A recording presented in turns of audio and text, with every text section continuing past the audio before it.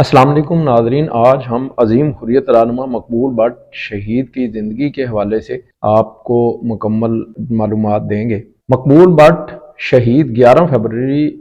1938 کو ریاست جموں کشمیر کے بھارتی مقبوضہ علاقے کے ضلع کپواڑہ کی تحصیل ہندواڑہ کے ایک گاؤں تری گاؤں میں ایک محنت پیشہ فرد غلام قادر بٹ کے ہاں خوبصورت نقش و نگار اور روشن چمکیلی آنکھوں والا ایک بچہ پیدا ہوا جو بلا کا ذہین تھا۔ والدین نے نومولود بچے کا نام مقبول رکھا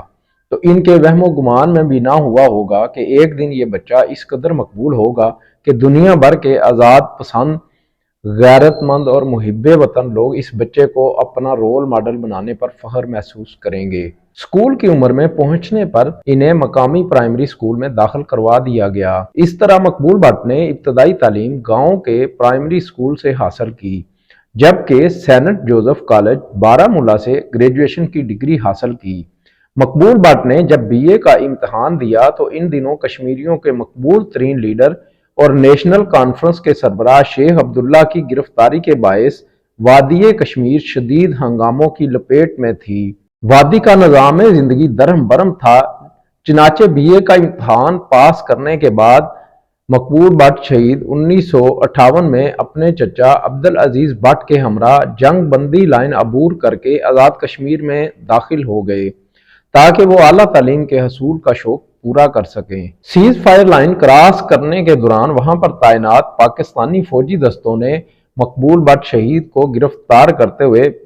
پوچھ گچھ کے لیے مظفر آباد قلعہ میں منتقل کر دیا، جہاں سے رہائی کے بعد مقبول بٹ پشاور جا کر سکونت پذیر ہوئے اور محبت خان نامی ایک کشمیری کی کاوش سے انہیں پشاور یونیورسٹی میں ایم اے میں داخلہ مل گیا۔ حصول تعلیم کے ساتھ ساتھ وہ اپنے تعلیمی و دیگر اخراجات پورا کرنے کے لیے پشاور سے شائع ہونے والے ایک اخبار میں بھی کام کرتے رہے۔ اسی دوران انہوں نے ایک ہفت روزہ رسالہ کی اشاعت بھی شروع کی، لیکن مالی مجبوریوں کے سبب اس کی اشاعت روکنا پڑی۔ اسی دوران آپ پشاور یونیورسٹی سے ایم اے اردو اور ایم اے صحافت کی ڈگریاں حاصل کرنے میں کامیاب رہے۔ 1961 میں مقبول بٹ شہید نے راہ بیگم نامی خاتون سے شادی کی، جن کے بطن سے آپ کے دو بیٹے جاوید مقبول اور شوکت مقبول نے جنم لیا۔ بعد ازاں 1965 میں مقبول بٹ نے ایک اسکول معلمہ ذاکرہ بیگم سے شادی کی، جس کے بطن سے ایک بیٹی پیدا ہوئی۔ 1960 میں خورشید حسن خورشید، جنہیں حروف عام میں کشمیری کے ایچ خورشید کے نام سے جانتے ہیں، کہ دور صدارت میں اپنے گھر سے سینکڑوں میل دور بی ڈی سسٹم کے تحت ہونے والے آزاد کشمیر کے پہلے بلدیاتی انتخابات میں مقبول بٹ شہید نے بطور امیدوار حصہ لیا اور اپنے علاقے سے سینکڑوں میل دور اور حد متارکہ جنگ سے اس پار ہونے کے باوجود کامیاب ہوئے۔ یہ مقبول بٹ کی فکر اور نظریے کی مقبولیت کا آئینہ دار ہے۔ تحریک آزادی کشمیر کو لے کر بیس کیمپ کی جماعتوں کے ڈھنگ ٹپا رویے کو دیکھتے ہوئے وطن کی آزادی خود مختاری کے لیے جدوجہد کرنے والے کسی پلیٹ فارم کی ضرورت کا ادراک کرتے ہوئے 1965 میں مقبول بٹ نے اپنے ہم خیال ساتھیوں سے مل کر محاذ رائے شماری کے نام سے ایک سیاسی جماعت کی بنیاد رکھی۔ اپریل 1965 کو سیالکوٹ کے مقام پر محاذ کا پہلا کنونشن منعقد ہوا، جس میں مقبول بٹ محاذ کے سیکرٹری نشر و اشاعت منتخب ہوئے۔ کنونشن کے با احسن اختتام پر محاذ کے مرکزی عہدیداروں نے سیالکوٹ اور جموں کے درمیان واقع سچیت گڑھ کے محاذ پر جا کر مقبوضہ کشمیر کی مٹی ہاتھ میں اٹھاتے ہوئے مادر وطن سے حلفاً وعدہ کیا کہ وہ مادر وطن کی آزادی و خود مختاری کے لیے جان کی قربانی دینے سے بھی دریغ نہیں کریں گے۔ اگست 1965 کو مقبول بٹ نے اپنے ایک تحریکی دوست ایمان اللہ خان، جن کا تعلق گلگت بلتستان کے علاقے استور سے تھا، سے مل کر 13 محاذ رائے شماری کے ایک خفیہ عسکری ونگ NLF کی بنیاد رکھی۔ NLF کے قیام کا بنیادی مقصد یہ تھا کہ کشمیری نوجوانوں کو عسکری گوریلا تربیت دے کر جموں و کشمیر کی آزادی کی خاطر قابض بھارتی افواج کے خلاف لڑنے کے لیے تیار کیا جائے۔ مقبول بٹ نے NLF کے پلیٹ فارم سے کشمیر کی آزادی کے لیے مسلح جدوجہد کے نظریے اور راستے کا تعین کیا، کیونکہ وہ اس آفاقی حقیقت سے پوری طرح آشنا تھے کہ آزادی تشتری میں سجا کر پیش نہیں کی جاتی بلکہ اس کے لیے غاصب قوتوں سے لڑنا پڑتا ہے۔ ان کا ماننا تھا کہ آزادی نعروں اور تقریروں سے نہیں ملنی، لہذا جب تک کشمیری ہتھیار اٹھا کر خون کے آخری قطرے اور آخری گولی تک قابض افواج کے خلاف نہیں لڑیں گے،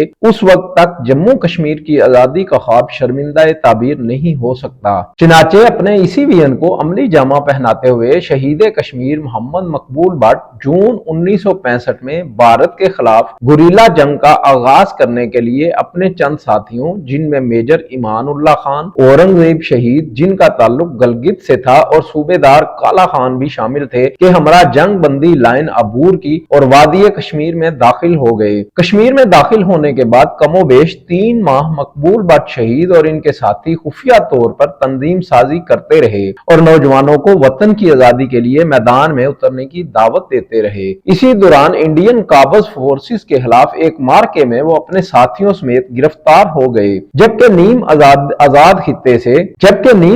خطے سے ان کے ہمراہ جانے والے گلگتی ساتھی محترم اورنگزیب اس مارکے میں شہید ہو گئے۔ گرفتاری کے بعد مقبول بٹ کو اور ان کے ساتھیوں پر بغاوت پھیلانے کے جرم میں مقدمات قائم کرتے ہوئے سینٹرل جیل سری نگر میں پابند سلاسل کر دیا گیا اور پراسیکیوشن کے مختلف مراحل سے گزرتے ہوئے مقدمہ ہائی کورٹ تک پہنچنے پر کشمیر ہائی کورٹ کے ایک ہندو جج نے قومی آزادی کی جدوجہد کرنے والے عظیم کشمیری رہنما کو باغی اور غدار قرار دیتے ہوئے سزائے موت سنا دی۔ اس موقع پر مقبول بٹ نے سزائے موت سنانے والے جج کو عدالت کے کٹہرے سے مخاطب کرتے ہوئے فرمایا، جج صاحب، ابھی وہ رسی تیار نہیں ہوئی جو مقبول بٹ کے لیے پھانسی کا پھندا بن سکے۔ مقبول بٹ شہید سری نگر سینٹرل جیل میں سزائے موت کا فیصلہ سننے سے بہت پہلے ہی جیل سے فرار کے منصوبے پر غور و فکر کر رہے تھے، لیکن سزائے موت سننے کے بعد انہوں نے فرار کے منصوبے کو حتمی شکل دینے کا فیصلہ کر لیا۔ چنانچہ انہوں نے 9 دسمبر 1968 میں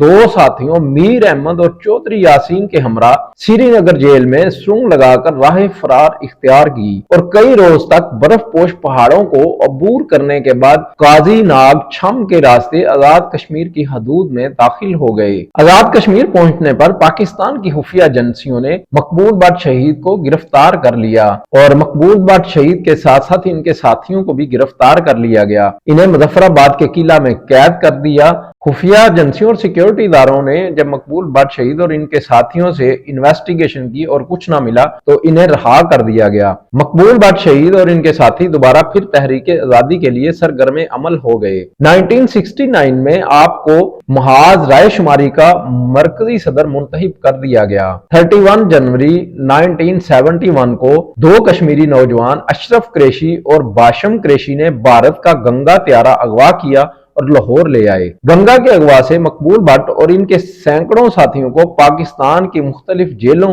اور عقوبت خانوں میں جبر و تشدد کا نشانہ بنایا گیا، لیکن ان حریت پسندوں کے حوصلے پست نہ ہوئے۔ مئی 1973 میں گنگا ہائی جیکنگ کیس میں رہائی کے بعد مقبول بٹ پھر تحریک آزادی کے لیے سرگرم عمل ہو گئے۔ مقبول بٹ شہید نے 1975 میں آزاد کشمیر قانون ساز اسمبلی کے لیے ایبٹ آباد اور مری کے حلقوں سے 2 نشستوں پر انتخاب لڑا۔ اگرچہ آپ الیکشن میں کامیابی حاصل نہ کر سکے، لیکن الیکشن مہم وطن کی قومی آزادی کا پیغام گھر گھر پہنچانے میں بہت مددگار ثابت ہوئی۔ ناظرین، 1976 میں مقبول بٹ اپنے 2 نوجوان ساتھیوں ریاض بٹ اور حمید ڈار کے ہمراہ ایک بار پھر جنگ بندی لائن توڑتے ہوئے وادی کشمیر میں داخل ہو گئے،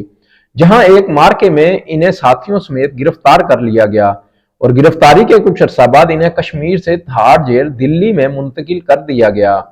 جہاں عدالتی ٹرائل میں بھارتی سپریم کورٹ نے ہائی کورٹ سری نگر کے ہندو جج کی طرف سے ماضی کا دیا گیا سزا کا فیصلہ بحال رکھا۔ 6 فروری 1984 کو لندن میں بھارتی سفارت خانے کے ایک اہلکار یوندرا مہاترے کو کشمیر لبریشن فرنٹ نامی آرمی کی ایک خفیہ تنظیم نے اغوا کر لیا۔ اغوا کاروں نے 24 گھنٹوں کے اندر اندر مقبول بٹ، حمید بٹ، ریاض ڈار اور دیگر کشمیری حریت پسندوں کو رہا کرنے کا مطالبہ کیا، لیکن جب بھارتی حکومت نے ان کا مطالبہ تسلیم نہ کیا تو اغوا کاروں نے 54 گھنٹے گزرنے کے بعد ریوندرا مہاترے کو قتل کر دیا۔ रेवेंद्र महात्रे के कत्ल के बाद भारतीय हुकूमत ने मकबूल भट्ट को फांसी देने का ऐलान कर दिया। मकबूल भट्ट को सजाए मौत से बचाने के लिए कश्मीरियों ने बहुत कोशिशें की, लेकिन भारतीय हुकूमत ने अपने फैसले पर कारबंद रहते हुए आजादी की शम्मा रोशन करने वाले मकबूल भट्ट शहीद को 11 फरवरी 1984 बरोज इतवार तिहाड़ जेल में न सिर्फ फांसी दी, बल्कि मकबूल भट्ट की लाश इनके वर्सा के हवाले करने से भी इनकार कर दिया और जेल के मुसलमान कैदियों ने इन्हें तिहाड़ जेल दिल्ली के अहाते में दफन कर दिया। आंखों में आजाद, खुद मुख्तार और खुशहाल जम्मू कश्मीर का ख्वाब सजाए तख्ता-ए-दार पर झूल जाने वाले मकबूल भट्ट शहीद को तहरीके आजादी में जो आला और अरफा मकाम हासिल है, वो किसी और को नसीब होना तो दूर की बात, इसकी धूल तक भी कोई नहीं पहुंच सका। ये मकबूल भट्ट शहीद ही थे जिनकी लाजवाब कुर्बानी को खराज तहसीन पेश करने के लिए लाखों कश्मीरी राह आजादी में अपना तन मन धन लुटा चुके,